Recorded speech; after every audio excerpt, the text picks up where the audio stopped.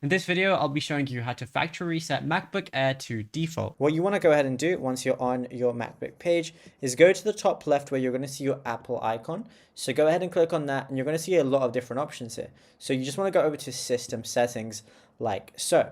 And it kind of works generally the same as however you would do it on an iPhone or something like that if you've ever factory reset one of those. But all you want to do is go to your general tab, which is right under battery. And then from here, scroll down and right at the bottom, you're going to see an option where it says transfer or reset. So go ahead and click on that. Now, what you want to do is you're going to see an option where it says erase all content and settings. Go ahead and click on that. It's then going to need your password. So just go ahead and give it your password. So I'm going to do mine right now and unlock it. Then it's going to say erase all content and settings. All settings, media, and data for all volumes on this Mac will be erased. And it also shows the following items will also be removed. Then it shows everything that's going to be removed. So then all you want to do is press continue.